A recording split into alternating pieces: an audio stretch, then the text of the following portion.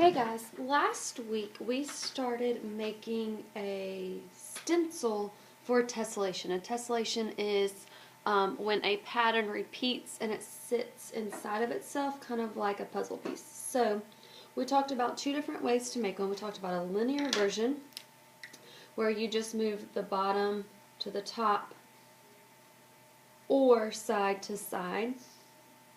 And we also talked about a circular motion for the repeating where you move the top to the right hand side and then the bottom to the left hand side so that it rotates clockwise in a circle.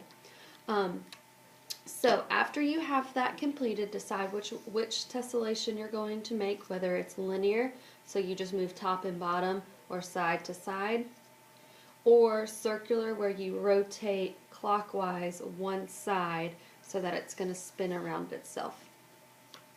Either way, when you're finished making the stencil, you're going to get a piece of paper and start tracing.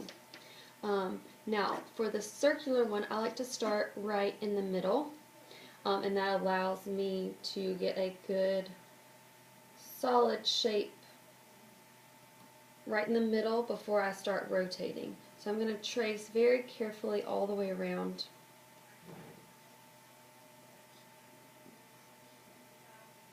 Making sure I'm holding down the edges and it's not moving too much.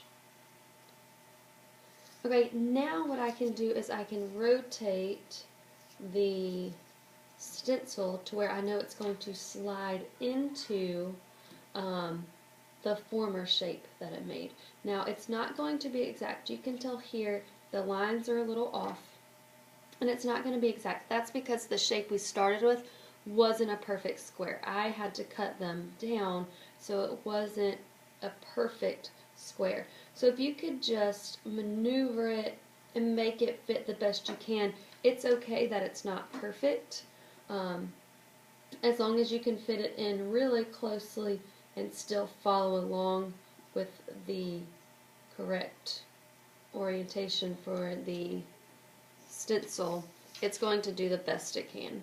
So once again, you notice I'm getting to the edge, and that's okay. You still want to trace those close to the edge.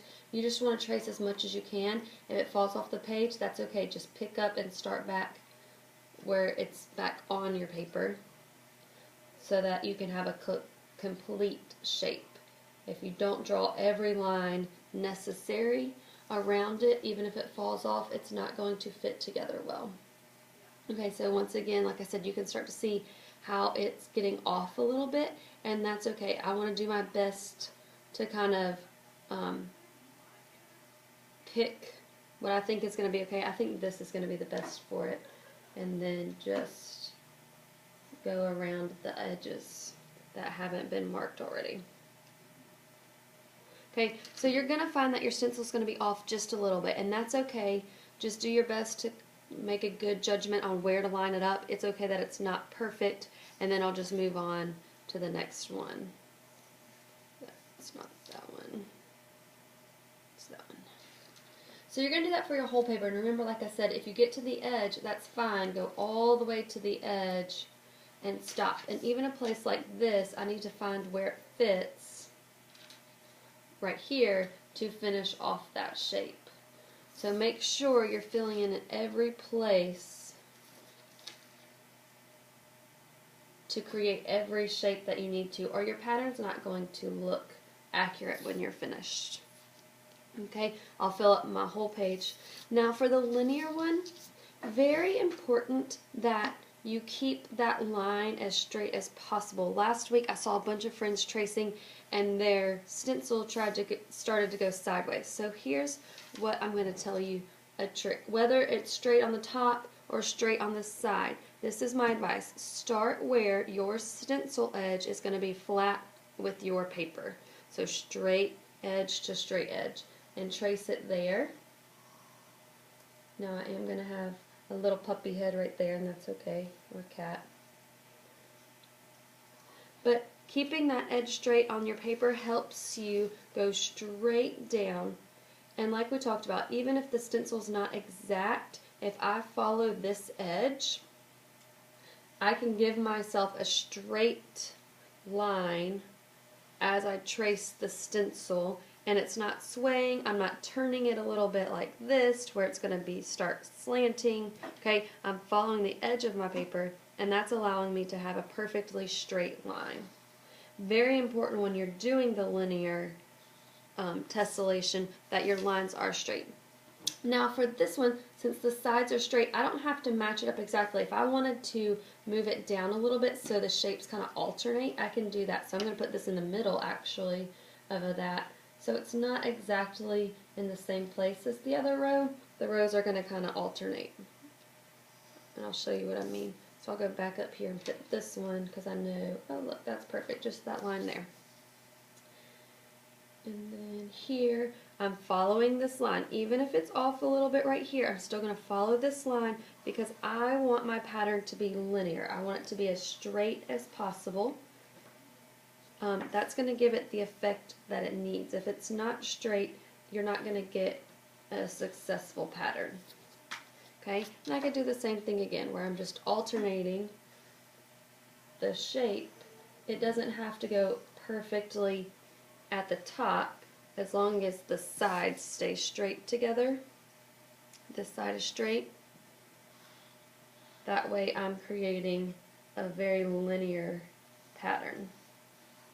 Okay, when you get finished drawing, filling all your paper with your stencils, ooh, there's a little ear. Okay, you're going to outline it in Sharpie. You can use the thick Sharpie or the thin. I know some of you like to use the thin Sharpie just so it's not a super bold line. But also think about using the Sharpies to create details in your tessellation. So maybe you decide to draw something in here, or with the cat and dog one, maybe I decide to add details to make it look more like an animal. Whichever animal I choose. I think mine's going to be my puppy dog.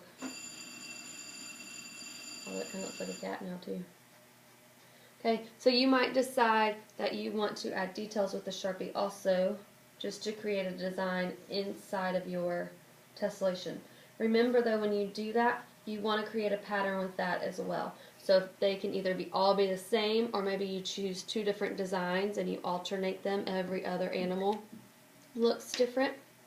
And then when you're finished tracing everything with Sharpie, I would like for you to color these carefully with color pencil. So maybe also choose a pattern or 2 or 3 colors that you're going to alternate coloring your design with, and color with color pencil. When you're finished today, or when it's time to go, you might not be finished today, and that's okay. When you finish, or when it's time to go, you'll just hand your work back into your teacher, and we'll continue to work on this another day. We'll have a catch-up day next week, so you'll be able to work on this or any other pieces that you haven't finished up till now. Hey!